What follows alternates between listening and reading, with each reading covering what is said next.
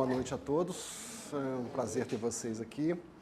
Eu e o Claret temos dividido um curso de economia comportamental aplicada a políticas públicas, já tem algum tempo.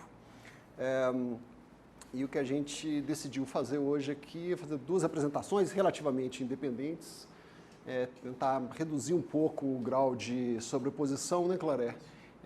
Mas também, uma hora ou outra, explorando alguma sobreposição para tentar fixar alguns conceitos junto a vocês. Tentar trabalhar da forma muito intuitiva, às vezes a gente vai apresentar algumas questões para vocês. Não tem resposta certa nem errada, a ideia dessas questões é tentar avaliar um pouco como a gente pensa, né? Eu acho que isso abre a brecha para a gente começar a apresentação. Existe um certo... digamos, uma certa conflito, uma certa tensão entre como a gente se comporta e como a gente acha que se comporta, como a gente pensa e como a gente acha que a gente pensa, né? Em geral, a gente acha duas coisas a respeito do ser humano, especialmente nós que formulamos políticas públicas, né? Ou a gente acha que os beneficiários, que todos nós humanos, inclusive os beneficiários das nossas políticas públicas, eles são racionais, estratégicos, têm preferências claras, possuem acesso pleno à informação, uma capacidade virtualmente infinita de processar essa informação. São pessoas inteligentíssimas, virtualmente sem limite para acumular informação, e a gente joga muita informação para essas pessoas, né? Uma capacidade infinita para processá-la, agem racionalmente, são estratégicos, muitas vezes a gente fica com medo de que eles estão tentando tirar vantagem de tudo, né? Nós não podemos desenhar uma política assim, porque as pessoas vão tentar tirar vantagem desse jeito, tentar tirar vantagem do outro jeito. Então, ou a gente acha que nós e os nossos beneficiários são hiperracionais, e um dos princípios que estão de acordo com isso, com essa ideia de que nós somos super capazes de receber informação, processar informação e agirmos de forma absolutamente racional, é o princípio de que ninguém pode alegar desconhecimento da lei. Isso é um princípio que está lá no, se eu não me engano, Código Civil, né? Acho que é artigo 3 do Código Civil. Ninguém conhece todas as leis. Nenhum advogado, por mais que seja genial, conhece todas as leis. Isso é uma loucura, é um princípio louco, né? Mas a gente considera isso porque tem um modelinho lá atrás de uma pessoa hipercapaz de processar todas as informações, né? Mas ou a gente acha isso, ou a gente acha que nós somos geniais, nós sabemos de fato quais são os melhores interesses dos nossos beneficiários, mas eles não são tão espertos assim. Na verdade, eles são meio um Homer Simpson. Eles não sabem o que eles querem, eles são os bobões, mas a gente sabe exatamente. Então, a gente conhece melhor o interesse deles do que eles próprios, né? E nós, então, podemos tomar a melhor decisão para eles em nome deles. O resultado disso é um negócio chamado paternalismo. Basicamente, quando um agente público, ou o Estado como um todo, resolve que o Estado sabe melhor do que a própria pessoa qual é o interesse dela, né? Então, ou nós assumimos que as pessoas são hiperracionais, ou que elas são meio bobonas e que a gente sabe melhor do que elas qual é o interesse. Qual é o exemplo melhor de política paternalista que existe? Aquela que entra na sua esfera de decisão e fala, você não tem a menor condição de decidir isso, eu vou decidir isso para você. Vocês têm um bom exemplo de política desse tipo? Perdão?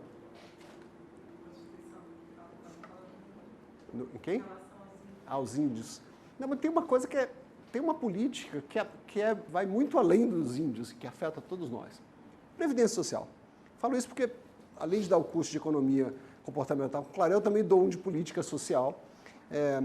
E previdência social é a política mais paternalista que existe. O que vai acontecer com a gente se a gente não morrer? A gente vai ficar velho. Então, se a gente não morrer, a gente vai ficar velho. Todos nós sabemos disso, né? Tem alguém que não sabe disso aqui? Eu estou estragando a festa de alguém? Estragando a surpresa? Não, nós vamos ficar todos velhos se a gente não morrer cedo, né? Então, nós vamos ficar velhos. Ora, se a gente sabe que a gente vai ficar velho e a gente vai perder capacidade de trabalho, a gente faria bem juntar dinheiro e se preparar para os anos que a gente não vai ter mais condição de trabalhar. Correto? Só que o Estado, ao invés de falar assim, te vira aí que eu acho que você é muito racional e sabe o que está fazendo, o Estado fala assim, meu filho, você não tem a menor condição de lidar com isso. Porque você é uma pessoa míope. É isso, a Previdência Social é uma declaração de que nós somos míopes. Nós só prestamos atenção no curto prazo. Então, ele falou assim, você não vai juntar dinheiro. Porque as tentações do curto prazo são grandes demais para você resistir. Você vai torrar tudo e quando você for velhinho, você vai bater na minha porta. Então, para que você não chegue velhinho, pobre, sem capacidade de trabalho e bata na minha porta, eu vou colocar um aspirador, a ponta de um aspirador de pó no seu bolso e tirar 30% do seu salário todos os meses e te inscrever de maneira obrigatória num plano de previdência. É isso que o Estado faz com cada um de nós. Ele nos filia obrigatoriamente a um plano de previdência. Ele não pergunta, quer entrar no meu plano de previdência? Está aqui um plano de previdência bom, tem essas coisas. Nunca. Você é obrigado a participar. E ele tira 30% do seu salário todo mês, do seu bolso, sem que você veja a cor dele. Por quê? Porque você é declarado incapaz de lidar com o fato que todos nós deveríamos saber. Nós vamos envelhecer, na melhor das hipóteses. Então, a Previdência Social é o melhor exemplo. Essas duas concepções, ou de que nós somos super-homens, hiperracionais, com a capacidade, hiperinteligentes e com a capacidade de processamento de informação gigantesca, ou que nós somos meio bananas e não temos condição de decidir nada e, portanto, o Estado precisa decidir por nós, leva a 3 tipos de intervenção estatal. Todo gestor público, alguns de vocês, se não todos, têm alguma experiência com a administração pública, e vocês vão reconhecer que as típicas intervenções de políticas públicas são muito limitadas. Ou a gente gera incentivo, a gente altera preços, a gente cria incentivos para que as pessoas façam uma coisa, façam outra, ou a gente fornece informação, porque a gente fala assim, as pessoas são racionais, mas elas não têm informação, então se eu der informação, elas vão agir corretamente. Ou a gente declara que elas são absolutamente incapazes e proíbe elas de fazer certas coisas ou obriga elas a fazer certas coisas. Né? São esses os 3 tipos de política pública que a gente tem. Então, quando pergunta assim, o que é possível fazer nessa área, automaticamente um gestor já liga o radar dele para procurar soluções desses 3 tipos de intervenção. Ou a gente pensa em incentivos, as pessoas são racionais, elas querem o melhor para elas, vamos gerar incentivos que elas andam na direção que a gente quer. Ou assim, elas sabem o que fazer, mas está faltando informação, vamos dar informação. Ou finalmente a gente edita uma norma e obriga a pessoa a fazer alguma coisa ou proíbe ela a fazer outra. Não falta isso. Enfim, não sobra nenhuma outra alternativa. Mas vamos pensar num problema concreto que afeta todos os banheiros públicos masculinos. Né? Xixi em banheiros públicos masculinos. É o problema que eu estou colocando para vocês agora. Para metade da sala que nunca entrou num banheiro masculino, eu apresento um mictório. O mictório é basicamente uma coisa onde os homens fazem xixi e ele é muito prático porque não exige que você entre numa cabine, se tranque, se feche. Não, é tudo muito rápido, né? E muito fantástico, uma invenção maravilhosa. Ela tem um probleminha só. Eu puxei uma foto aqui que está difícil de vir. Mas está vendo essa... Opa! Tá vendo essa região meio escura aqui? Esse negócio está acabando a bateria. Vocês estão vendo essa região meio escura aqui? Alguém imagina o que aconteceu nessa região para o piso ficar escuro desse jeito? As pessoas erraram o alvo, exatamente. As pessoas erraram o alvo. Mas lembrem-se, a gente tem... a gente tem que consertar isso, tentar minimizar esse problema. E nós temos 3 alternativas. Gerando incentivos, fornecendo informação ou restringindo comportamentos, que é isso que um gestor público faz. Qual dessas 3 alternativas seria boa para lidar com isso? Uma vez eu perguntei isso na sala de aula e um aluno, amigo meu inclusive, falou assim, incentivos. Aí eu falei, é mesmo, vamos colocar alguém lá, ficar olhando assim meio de soslaio, aí o cara fala assim, acertou tudo, tá 5 aí. Não vai funcionar, incentivo não funciona. Norma também não adianta você proibir, né? Está proibido fazer xixi no chão. Não me parece ser uma boa ideia. Então, só sobra uma alternativa. Fornecer informação. O pressuposto é que as pessoas fazem xixi no chão porque elas não sabem que não podem fazer xixi no chão. Não parece muito bom, né? Não parece muito bom. Mas é isso daqui que as pessoas pensaram quando criaram esse tipo de plaquinha, que está disponível em um monte de banheiro público. Não urine no chão. O pressuposto é que as pessoas não sabiam que... agora sim, agora você informou isso para elas. E elas não vão mais. Jogue o papel higiênico no cesto e após o uso de descarga. Isso daqui está, acho que inclusive aqui no banheiro. E está no banheiro de outras escolas, está em banheiro de várias repartições públicas. Qual é o suposto? O suposto é que as pessoas não sabiam disso. Né? Eu fico feliz ainda que esse é o banheiro que eu aviso que está em cima do banheiro masculino, né? Porque no banheiro feminino já me disseram que tem um assim, não suba em cima do vaso sanitário para fazer xixi. Eu falei assim, o que poderia passar na cabeça de alguém para subir em cima do vaso sanitário? Não acredito, né? Enfim, isso daqui é o tipo de coisa que me parece uma solução errada, baseada no fato de que a gente só tem 3 possibilidades. Incentivo não dá. Proibir também não vai resolver. Então vamos dar informação. Obviamente as pessoas sabem que não pode fazer xixi no chão. Não precisa nem fazer uma enquete aqui e perguntar para as pessoas se pode. A gente sabe que... Então, mas no aeroporto de Amsterdã, eles tentaram uma coisinha que partiu de um princípio completamente diferente. Isso aqui é uma foto real que foi tirada de lá. Isso aqui é o mictório, né? E olha dentro do mictório, eu vou aproximar a foto. Tem um adesivinho, na verdade, não é uma mosca, mas tem um adesivinho de uma mosca lá dentro. Vocês lembram daquela expressão acertar na mosca? Entendeu? Mas eles progrediram, né? Então esse foi o primeiro adesivinho que eles pregaram lá. Depois eles progrediram, né? Fizeram ali, tá vendo aquele buraquinho de campo de golfe? Né? E na época da Copa do Mundo, foi você que tirou essa foto, né, Claré? Na época da Copa do Mundo, eles inventaram muito... Qual que é o princípio que está por trás disso? O princípio que traz disso não é que falta informação, que falta incentivo ou que falta norma. É que falta atenção. Nós, seres humanos reais, temos atenção limitada. E se a gente se distrai, nesse caso específico, a gente erra o alvo. Né? Se você chamar a atenção das pessoas para o que elas estão fazendo, você pode corrigir isso sem dar informação nova, sem gerar um incentivo e sem proibir. O resultado disso foi simples, eles fizeram uma pesquisa concreta, mediram o resultado. Reduziu em 80% os erros que eram cometidos pelos desavisados que passavam pelos banheiros do aeroporto de Amsterdã.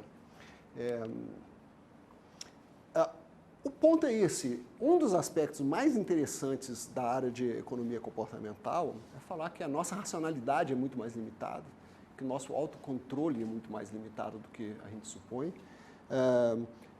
que a nossa capacidade de processamento é mais limitada e de que a nossa atenção é mais limitada. Nós frequentemente somos sobrecarregados de coisas para prestar atenção. A gente não consegue prestar atenção em tudo. A nossa capacidade de prestar atenção é muito limitada. Aqueles de vocês que acham que conseguem fazer 2 coisas ao mesmo tempo estão, na verdade, fazendo uma rápida troca de uma coisa para outra. E não estão fazendo 2 coisas ao mesmo tempo. Porque a gente não consegue fazer 2 coisas que exigem atenção ao mesmo tempo. Não consegue. Então, a nossa capacidade de acompanhar tudo com atenção é muito limitada, nós não conseguimos prestar atenção em mais de uma coisa ao mesmo tempo. Nós erramos com frequência no trânsito, deixamos de ler correspondências importantes, perdemos completamente informação que não tem saliência. Se uma informação é importante, mas ela não salta um pouquinho, ela não tem nenhum destaque, não aparece, a gente perde. Né? E a gente faz isso o tempo todo. Essa intervenção aqui é basicamente uma intervenção para gerar atenção de forma automática, sem que você pense.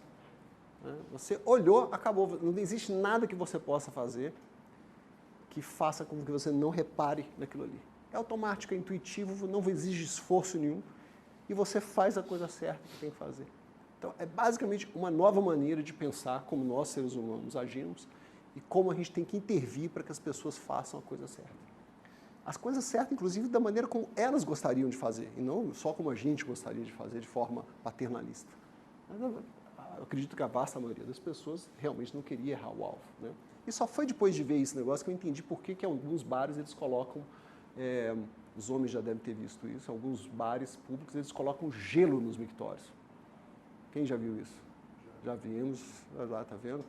Porque com o gelo ali, o primeiro homem que aparece não é mais uma pessoa apertada para fazer xixi, ele é um dissolvedor de gelo e pronto, ele não quer perder uma gota, entendeu? Ele foca no que ele está fazendo, porque ele não pode perder a capacidade dele de dissolver mais gelo do que todo mundo que está ali naquele bar, entendeu? Então é isso, você gerou atenção. As pessoas falam que tem outra desculpa, que o gelo reduz a capacidade das bactérias se multiplicar e, portanto, diminui.